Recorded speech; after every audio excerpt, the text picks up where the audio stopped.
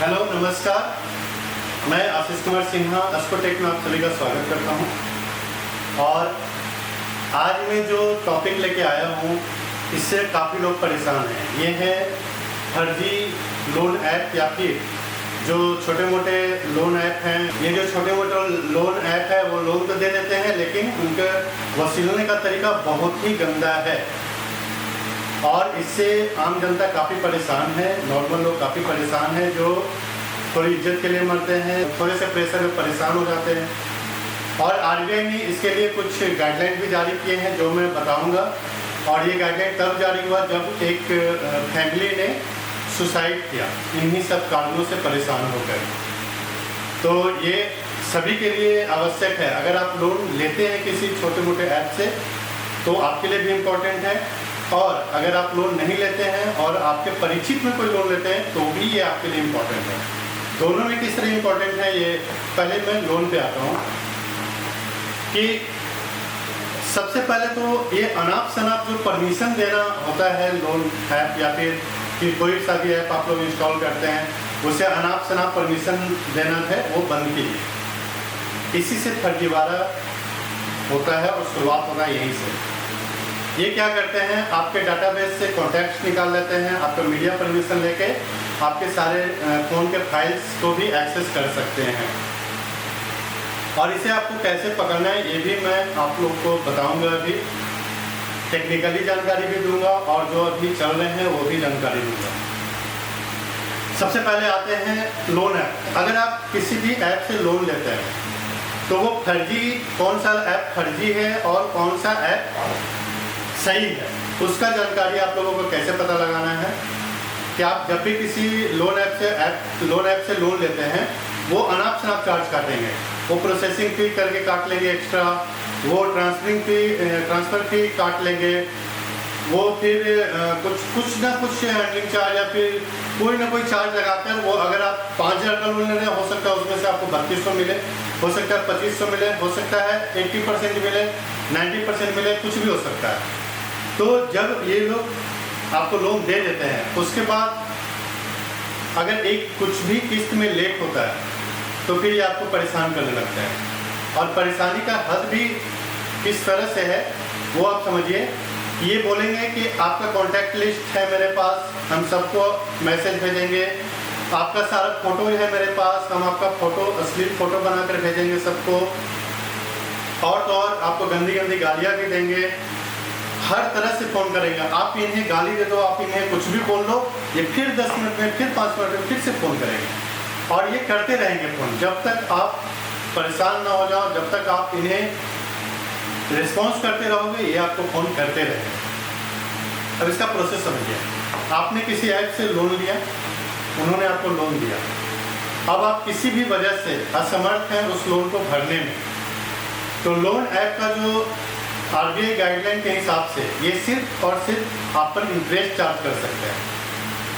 Interest charge कर सकते हैं और अगर आप फिर भी देने में असमर्थ हैं तो 3 महीने के बाद ये आप पे कोर्ट केस करेंगे। इसमें लोन ऐप में, याद रखिए, लोन ऐप में किसी भी तरह का पुलिस केस नहीं होता। अगर कोई पुलिस केस की धमकी देता है तो आप इससे डरिए नहीं।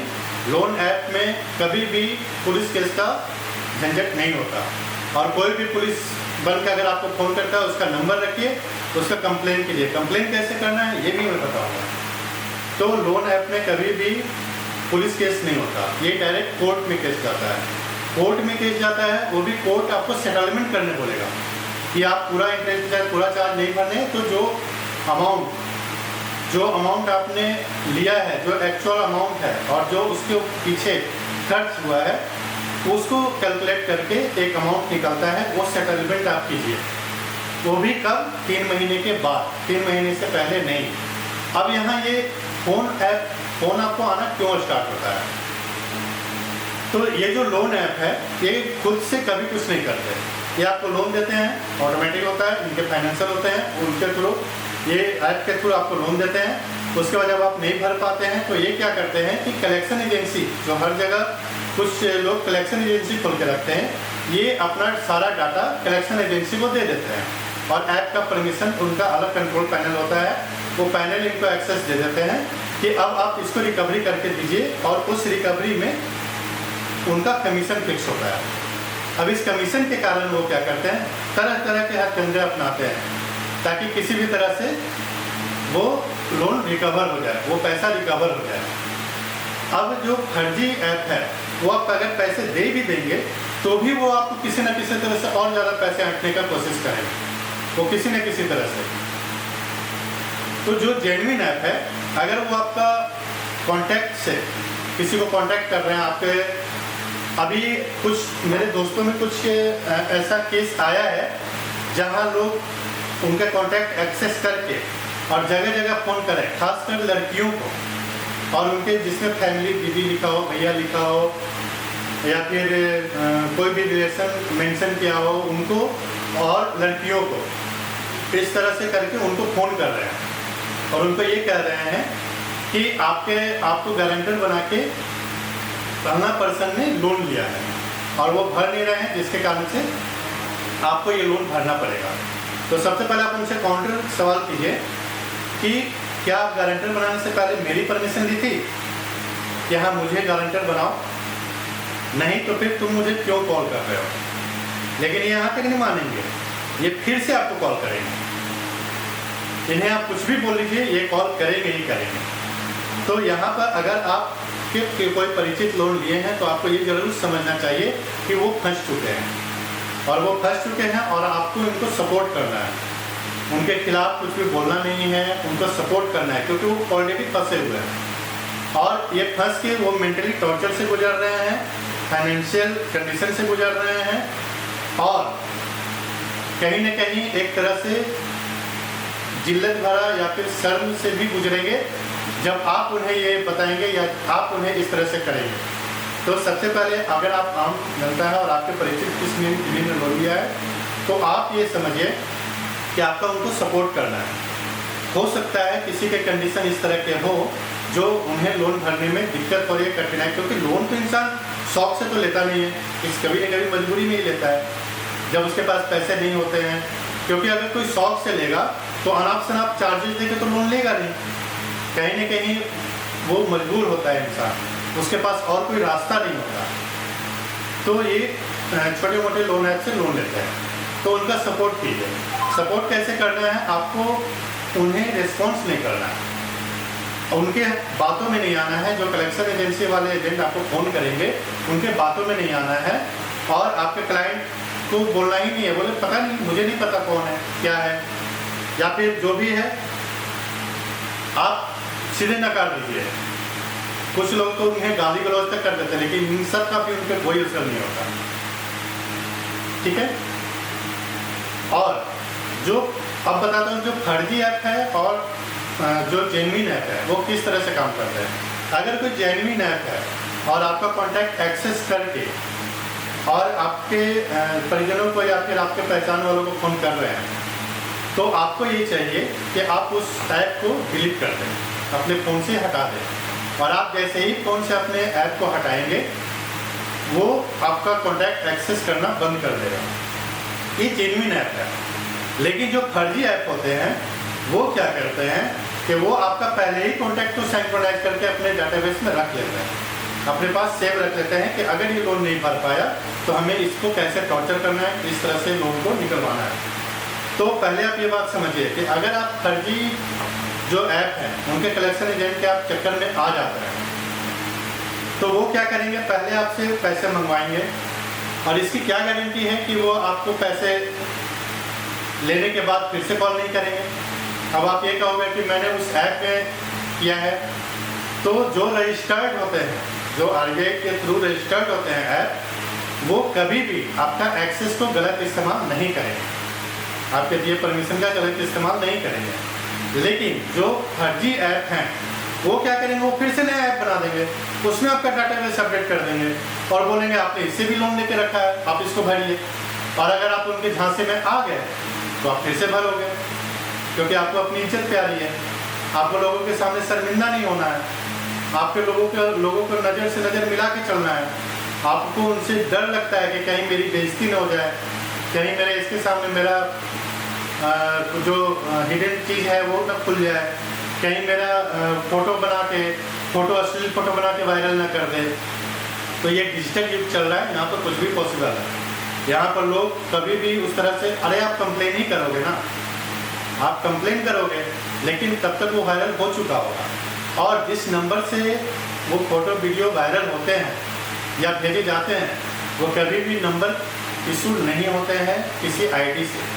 वो नंबर इशू होते हैं जो बहुत सारे टेम्पोररी नंबर जो प्रोवाइड कराते हैं जो वेबसाइट्स, उनसे वो नंबर इशू हुए होते हैं। आप एक नंबर का कंप्लेन करोगे वो दूसरे नंबर से करेंगे, और दूसरे नंबर का कंप्लेन करोगे वो तीसरे नंबर से करेंगे। तो इस चीज़ को समझिए, वो फर्जी जो वेबसाइट होते हैं जो टेम्पोररी नंबर प्रोवाइड कराते हैं, अलग अलग फॉरेन का ISD कोड से या फिर इंडिया के भी कोड से करते हैं। तो कुछ एक नंबर होते हैं जो इशू होते हैं, वो भी वेबसाइट के थ्रू जो रैंडमली होते हैं। आप कभी भी देखेंगे हमेशा अलग अलग नंबर से आएगा। तो आपको इससे डरना ही नहीं है। अब इनसे बचना कैसे आपको ये बताता हूँ। आपको कभी भी कॉल आए, आप उसको ब्लैकलिस्ट में डालो। सारे कॉल्स को ट्रू कॉलर अगर आपके पास इंस्टॉल है, ट्रू कॉलर में पहले ही वो स्पैम दिख जाता है, रेड कलर का नोटिफिकेशन के साथ वो स्पैम दिख जाता है। अलग अलग तरह के नाम, बेगर्स, तो फर्जी, इस तरह से अलग अलग तरह के नाम लोगों ने सजेस्ट कर रखा होता है, उस नंबर से आएगा। आप उसको कॉल उठाए बिना उसको ब्लॉक कर दो। दूसरे नंबर से आए तो भी ब्लॉक करो, क्योंकि आप उसे परमिशन दो। कॉल इनकमिंग का तो कोई चक्कर है नहीं, हम लोग इनकमिंग को तो रोक नहीं सकते हैं। तो आपको क्या करना है, आपको ब्लॉक करते जाना है, करते जाइए ब्लॉक। उसके बाद क्या करेंगे, आपको व्हाट्सएप पे अगर वो कॉल करते हैं, व्हाट्सएप पे मैसेज करते हैं और आप इसे फंस चुके हो, ठीक है, आप अपना डाटाबेस रखो और व्हाट्सएप का अकाउंट ही डिलीट कर दो। अगर आपका बहुत सारा इंपॉर्टेंट नहीं है डाटाबेस या व्हाट्सएप में बहुत सारा इंपॉर्टेंट चीज़ नहीं है, जो आपके परिचित हैं वो आपका नंबर आप उन्हें दे भी सकते हो, नया नंबर जो भी है। लेकिन जो नंबर से है कुछ टाइम के लिए आप अकाउंट ही डिलीट कर दो। जब आपके तरफ से रिस्पॉन्स मिलना बंद हो जाएगा कलेक्शन एजेंसी को, वो आपको कॉल करना भी बंद कर देंगे। एक लिमिट तक कॉल करेंगे, जब उन्हें ये एहसास हो जाएगा कि नहीं ये नंबर बंद हो चुका, अब इस पर नहीं जाएगा कॉल, फिर वो उस नंबर को हटा देंगे।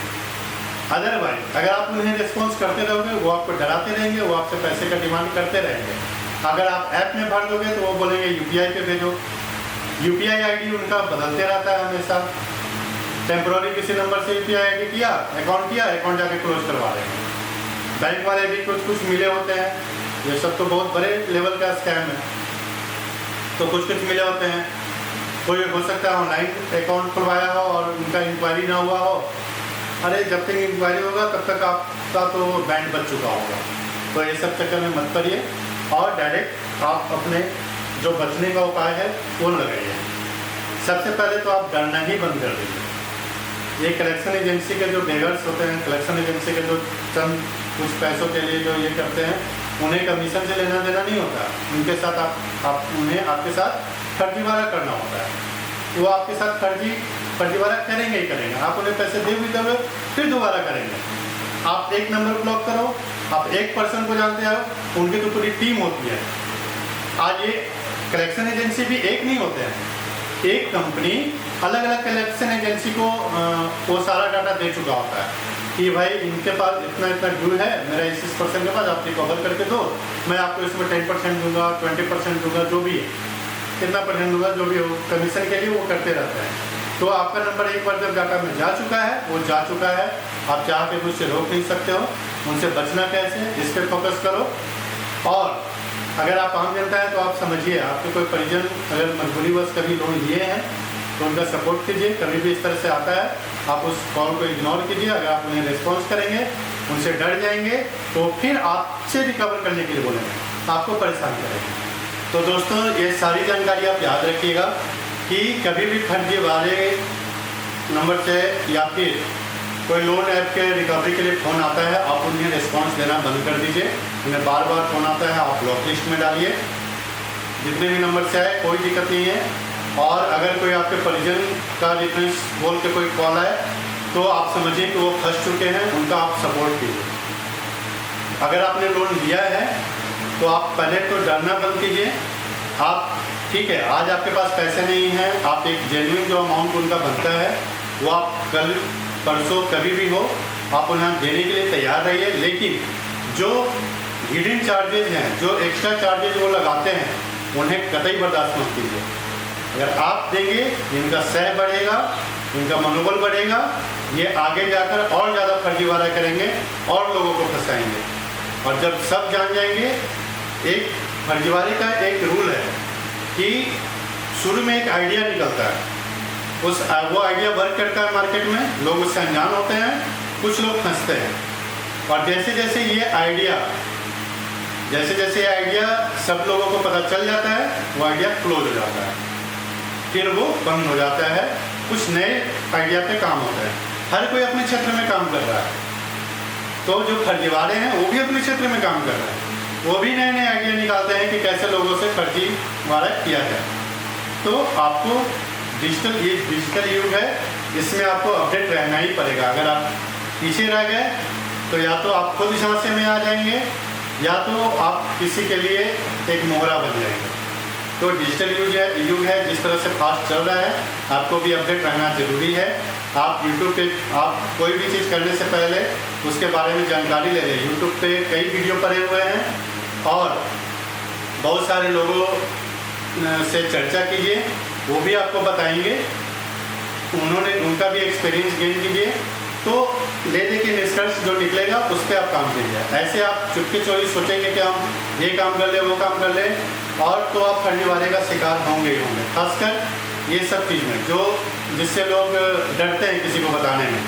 कोई तो आपका दोस्त होगा, कोई तो आपके ऐसे फैमिली मेम्बर होंगे जिनसे आप खुल के बात कर सकें, उन्हें ये सब चीज़ बता के रखिए, ताकि कल को आप मेंटल प्रेशर अकेले ना झेलें, कोई आपके सपोर्ट में खड़ा रहे। ठीक है, तो ये सब चीज़ करना है। और photo viral, contact list, call जाना, ये सब चीज़ से आप कभी घबराइए मत। हर किसी को पता है आजकल कि लोग डिजिटल युग में कुछ भी कर सकते हैं। और आप कैसे हैं, आपका व्यवहार कैसा है, आपका चरित्र कैसा है, ये आपके साथ रहने वाले जानते हैं।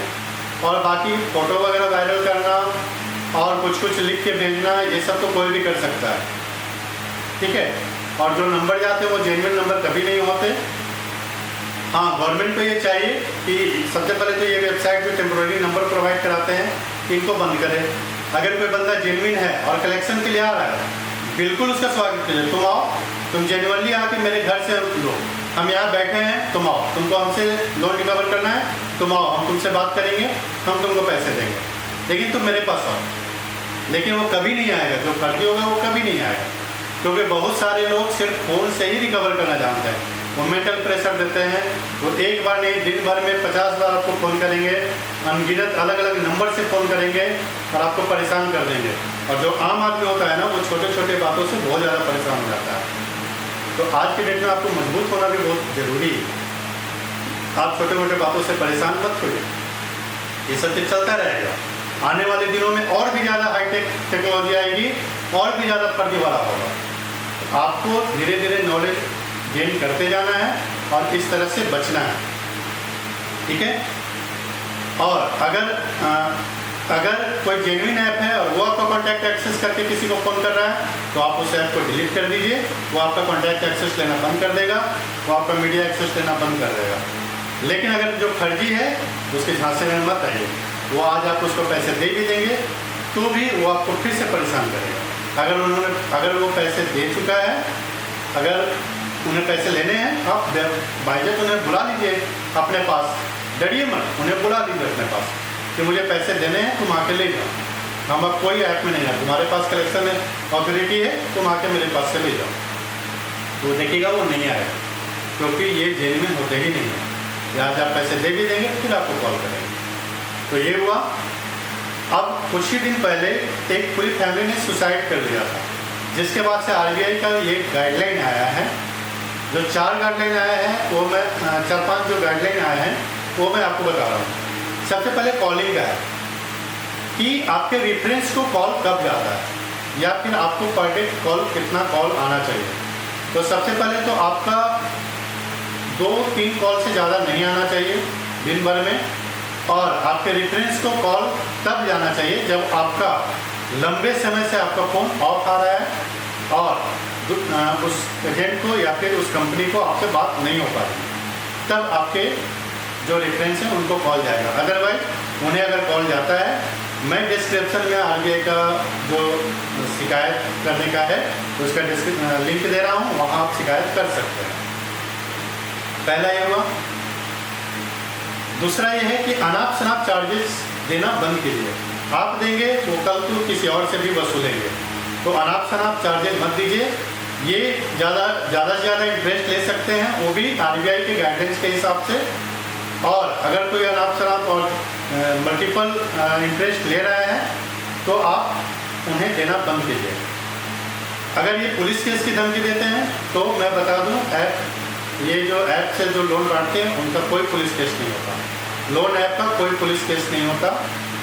अगर आपने किसी को चेक इशू किया है तो उसका अलग केस होता है, लेकिन आपने किसी को सिर्फ आपने परमिशन दी है, सिर्फ आपने उन्हें अपना डॉक्यूमेंट दिया है, उसका कोई केस नहीं है। पुलिस आपको नहीं धमका सकती। अगर आपको कोई धमकी दे रहा है, आप उसका नंबर नोट कीजिए, आप उसका सारा डिटेल्स लीजिए और उसे भी कंप्लेन कीजिए। साइबर आपके हर स्टेट में एक साइबर सेल होता है जो पुलिस द्वारा जारी किया गया है, वहाँ पूरा डिटेल्स के साथ आप साइबर सेल को ये सारे जानकारी दीजिए, FIR कीजिए। ऑनलाइन FIR है, ऑनलाइन FIR कीजिए। आरबीआई का जो लिंक मैंने डिस्क्रिप्शन में दिया है वहाँ जाके कंप्लेन कर सकते हैं। कंज्यूमर फोरम में कंप्लेन कर सकते हैं, जगह जगह कंप्लेन कर सकते हैं। और जब बहुत ज़्यादा कंप्लेन आएगा तो ये लोन ऐप बंद हो जाएंगे। फिर भी अगर आपको कॉल आता है तो आप उससे भी परेशान मत होइए, आप उसको इग्नोर कीजिए, आप उसको ब्लॉक करते रहिए। उसके बाद क्या है कि ये आपको धमकियाँ भी नहीं सकते। कोई एजेंट अगर आपको आता है तो वो आपको धमकी भी नहीं दे सकता। कोई भी कलेक्शन एजेंसी आपको धमकी नहीं दे सकता। आपने कोई सामान लिया है, किसी लोन के थ्रू आपने कोई सामान लिया है, उनका ये राइट है कि अगर आप 3 महीने तक उनका लोन नहीं भरते हैं, एक व्यक्ति 3 महीने कंटिन्यू बाउंस होता है चेक, तो वो आपका सामान ले जा सकते हैं। और उस एवज में अगर आप फिर से लोन भरना स्टार्ट कर देते तो वो आपको सामान वापस भी देंगे। और अगर आप नहीं भरते हैं तो उसी सामान को बेच के वो आप अपना लोन अमाउंट रिकवर करते हैं।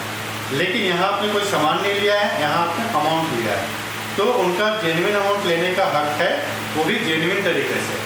नॉट कि आपको धमकिया के, आपको अनाप शनाप कॉल करके, आपको अनाप शनाप लोगों रेफरेंस पे कॉल करना, आपके कॉन्टैक्ट लिस्ट में कॉल करना, आपको पुलिस केस की धमकी देना, आपको कोर्ट नोटिस की धमकी देना। कोर्ट नोटिस जो आता है वो कभी भी व्हाट्सएप पे नहीं आता, वो कभी भी आपका मैसेज के थ्रू नहीं आता।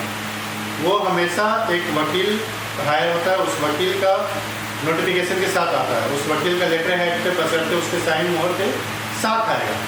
लेकिन अगर आपने 10,000 लोन लिया है और वो 10,000 रिकवर करने के लिए उतना अमाउंट वो खर्च करेंगे, ये कभी पॉसिबल नहीं होता। वो 10,000 को रिकवर करने के लिए उनका 20-50 हज़ार लाख रुपया खर्च हो जाएगा, वो अगर कोर्ट का चक्कर काटेंगे तो आपको डरना नहीं है।